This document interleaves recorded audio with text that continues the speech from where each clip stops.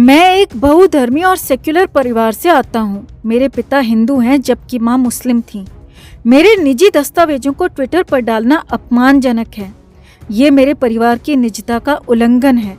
महाराष्ट्र के मंत्री नवाब मलिक के झूठे हमलों से मैं आहत हूँ। ये शब्द हैं एनसीबी के जोनल डायरेक्टर समीर वानखेड़े के। मुंबई क्रूज ड्रग्स मामले की जांच कर रहे समीर वानखेड़े पर गंभीर आरोप लगे हैं। समीर वानखेड़े की जांच में शाहरुख खान के बेटे आर्यन खान को सलाखों के पीछे पहुंचना पड़ा है। ये तो अब जांच का विषय है कि क्या वाकई समीर वानखेड़े ने रिश्वत ली है या नहीं, मगर किसी भी अधिकारी की निजी जिंदगी को सार्वजनिक करना कितना सही है दोस्तों। मुंबई क्रूज ड्रग मामले की जांच एनसीबी के जोनल डायरेक्टर समीर वानखेड़े कर रहे हैं। इस मामले में बॉलीवुड के दिग्गज अभिनेता शाहरुख खान के बेटे आर्यन खान जेल में हैं।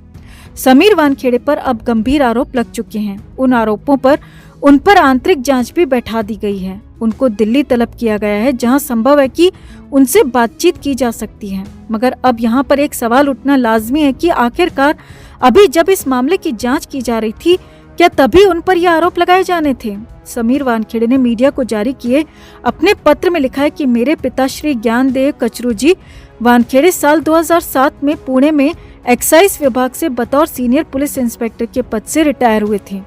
मेरे पिता एक हिंदू हैं और मेरी स्वर्गीय माँ जहीदा एक मुसलमान थी। मैं एक कंपोजिट द्विधर्मीय और सेक्युलर परिवार में पला बड़ा हूँ। मुझे इस बात का गर्व है। मैंने साल 2006 में डॉक्टर शबाना कुरैशी से शादी की थी और साल 2016 में आपसी रजामंदी से हमने तलाक लिया था, जिसके बाद साल 2017 में मैंने क्रांति दीनानाथ रेड्डीकर से शादी की थी। वानखेड़े ने कहा कि मेरे और मेरे परिवार से जुड़ी हुई चीजों को जानबूझकर ट्विटर जैसे सार्वजनिक प्लेटफॉर्म पर शेयर किया जा रहा है। ये मेरी फैमिली की निजता के लिए खतरनाक है। इसके अलावा मुझे और मेरे परिवार को बदनाम करने की साजिश मंत्री नवाब मलिक की तरफ से बीते कुछ दिनों से लगातार की जा रही है, जिसकी वजह से मैं काफी तनाव में हूँ। बता दें कि आर्यन खान ड्रग्स मामले की जांच कर रहे मुंबई एनसीबी के जोनल डायरेक्टर समीर वानखेड़े को खुद को फंसाए जाने और गिरफ्तारी का डर भी सता रहा है। उन्होंने रविवार को मुंबई पुलिस प्रमुख को एक चिट्ठी लिखी है, जिसमें खुद को फंसाए जाने के खिलाफ कानूनी कार्रवाई से सुरक्षा मांगी है। वानखेड़े ने मुंबई पुलिस प्रमुख को पत्र लिखकर कहा है कि उनके खिलाफ सम्मानित हस्तियां द्वारा जेल और बर्खास्तगी की धमकी जारी की गई है और अज्ञात व्यक्ति उन्हें झूठे मामले में फंसाने की योजना बना रहे हैं। दरअसल उनकी इस चिट्ठी को महाराष्ट्र सरकार के मंत्री नवाब मलिक की हालिया टिप्पणी के संदर्भ में देखा जा रहा है, जिसमें उन्होंने कहा था कि वानखेड़े 1 साल के भीतर अपनी नौकरी खो देगा और हमारे पास उसके फर्जी मामलों के सबूत हैं। इस केस की जांच में लगे जोनल डायरेक्टर समीर वानखेड़े पर आरोप अब खुद एनसीबी के एक गवाह प्रभाकर सैल ने लगाए हैं। प्रभाकर का कहना है कि उसने एक अन्य गवाह किरण गोस्वामी को 18 करोड़ रुपए की डील की बात करते सुना और ये भी सुना कि इसमें से 8 करोड़ रुपए वानखेड़े को दिए जाएंगे। एनसीबी ने इन आरोपों को बेबुनियाद बताया है। इसके साथ ही खबरें ये भी निकल कर आ रही हैं कि NCB zonal head Sameer Wankhede की जान को भी खतरा है।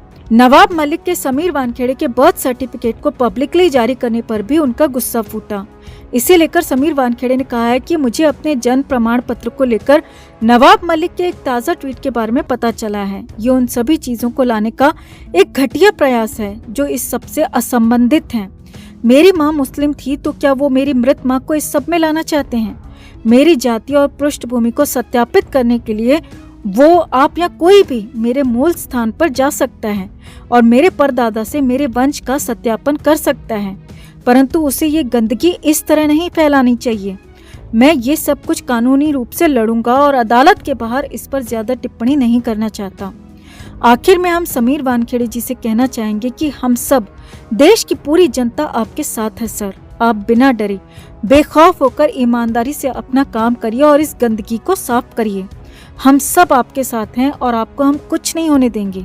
इसके साथ साथ हम पीएम मोदी से भी समीर वानखेड़े की सुरक्षा बढ़ाने की अपील करते हैं। क्या आप इसमें हमारा साथ देंगे दोस्तों? कमेंट में आप भी अपनी बात, अपनी राय जरूर रखें और समीर वानखेड़े का हौसला बढ़ाने के लिए वीडियो को लाइक और शेयर करना ना भूलें। तो आर्यन खान केस को लेकर आया तूफान अभी थमने का नाम नहीं ले रहा। एनसीबी इतनी आसानी से बॉलीवुड को छोड़ने वाली नहीं है। आर्यन खान के बाद अनन्या पांडे और अनन्या पांडे के बाद 2 और स्टार किड्स पर मुसीबत आती साफ दिखाई दे रही है, क्योंकि अभी तो एनसीबी ने अनन्या के फोन और अन्य गैजेट को फॉरेंसिक जांच के लिए भेजा है और एनसीबी को पूरा शक है कि फोन की डिटेल में बहुत कुछ सामने आएगा। वहीं बात करें अनन्या पांडे की, तो पूछताछ में अनन्या ने एनसीबी को बहुत कुछ ऐसा बता दिया है जिससे आर्यन की मुश्किलें और बढ़ जाएंगी। साथ ही साथ सेलिब्रिटी स्टाफ भी फंस गया है। जी हाँ, अनन्या पांडे से बार बार एक ही सवाल किया गया कि आखिर उनके पास ड्रग्स कहां से आया। वो कैसे आर्यन से कह रही हैं कि वो गांजा अरेंज करवा देंगी। एनसीबी ने अनन्या से ये पूछा कि और किस किस तरीके की ड्रग्स अनन्या ने आज तक खरीदी है और आर्यन को दी है। अब अनन्या ने पहले दिन तो इन सब सवालों का कोई जवाब नहीं दिया, मगर दूसरे दिन अनन्या को समझ में आ गया कि अब झूठ बोलने का कोई फायदा नहीं है, क्योंकि एनसीबी सब कुछ जानती है। एनसीबी को सब कुछ पता है, वो सिर्फ उनके मुंह से सच उगलवाना चाहती है। लिहाजा अनन्या पांडे ने न सिर्फ अपने बारे में और आर्यन के बारे में, बल्कि सेलिब्रिटी स्टाफ के बारे में भी बहुत कुछ बता दिया। मीडिया रिपोर्ट्स में दावा किया जा रहा है कि अनन्या ने पूछताछ में बताया कि वो वीड की सप्लाई के धंधे के किसी भी व्यक्ति से पर्सनल टच में नहीं है, बल्कि उनका एक दोस्त है जो मांगने पर इसे अरेंज करवा देता है। अनन्या ने बताया कि आर्यन के कहने पर उन्होंने केवल 2 बार ही अपने दोस्त से वीड देने के लिए कहा था। उस दोस्त ने अपने हाउस स्टाफ यानी कि अपने नौकर के जरिए अनन्या तक ये ड्रग्स भिजवाया था और अनन्या ने भी अपने हाउस स्टाफ यानी नौकर के जरिए ही इसे कलेक्ट किया था। और बाद में जब वो आर्यन से मिली तो उन्होंने इस सामान को आर्यन खान को दे दिया था। अनन्या का कहना है कि उन्होंने उस पैकेट को खोलकर भी नहीं देखा कि इसके अंदर क्या है। अब अनन्या के ये सब बताने के बाद एनसीबी की टीम तुरंत हरकत में आ गई और एनसीबी की टीम ने हाथों हाथ उस हाउस स्टाफ को समन भिजवा दिया और एनसीबी दफ्तर बुला लिया। एनसीबी ने उस हाउस स्टाफ यानी कि उस नौकर से भी 3 घंटे तक पूछताछ की और उसका फोन भी सीज कर लिया गया। इसी दौरान शाहरुख खान की मैनेजर पूजा ददलानी भी एनसीबी दफ्तर में अफरा तफरी के साथ पहुंची। पूजा ददलानी के हाथों में कई तरीके के डॉक्यूमेंट्स थे।